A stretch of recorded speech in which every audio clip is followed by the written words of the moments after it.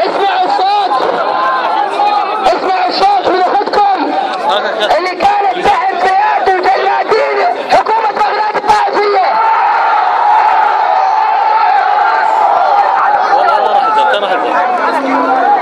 شباب بس الاعلام يجيبها الاعلام كلها في الطائفيين ولا ما حد يشوف لافتات بغداد الطائفية. نزلها لافتات شعب الله، نزلها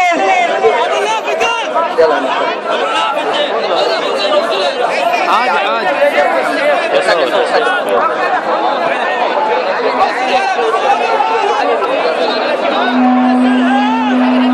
الحمد لله الذي عشى وبرى وخلق الماء والثرى وابدع كل شيء زودها، لا يغيب عن بصره دبيب النمل في الليل اذا سرى، ولا يغيب عن علمه ما عم له وما ترى.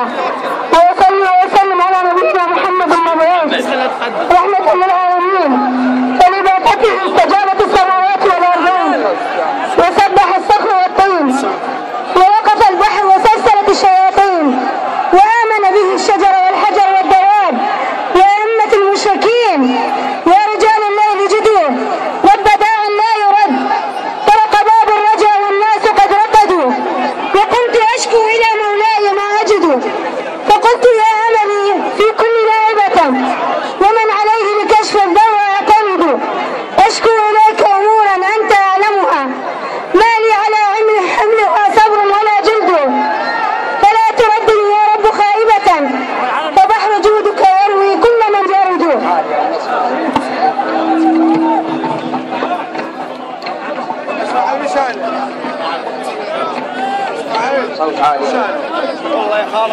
يا إخوة الإيمان، يا رجال الأنبار، يا رجال الرمادي، يا رجال الوطن العراق،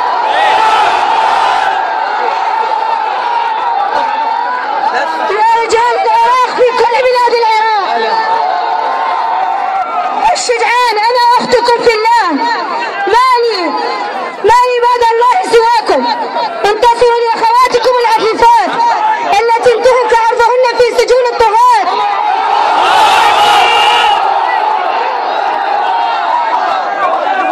في سجون الطغاة الصفويين، انتصروا لحرار العراق التي عذبن واغتصبن وقتلن في سجون الداخلية بحجة الإرهاب. الله أكبر. وإني إحدى المعتقلات كنت مسجونة في مركز شرطة البياع، ولاقيت شتى أنواع التعذيب من حرق وضرب واغتصاب، وكنت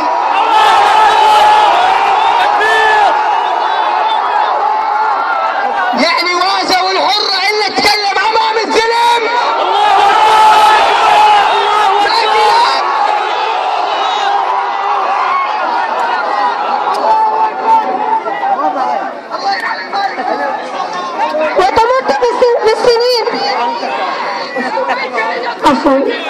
وتمرت في سجون الظالمين 8 سنوات من ظلم وانتهاك من قبل مكتسبي شرطة البياع. الله أكبر.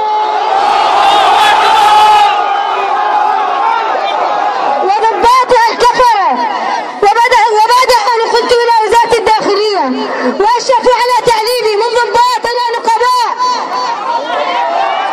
إلى متسمين مفوضين، وقاموا بضربي وتعذيبي والاعتداء علي على الكثير من الأهوال.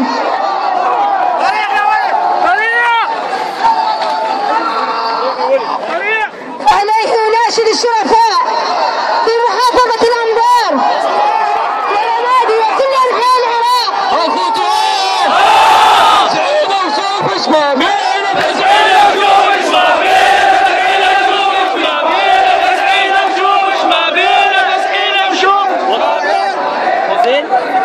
أناشد الشرفاء في محافظة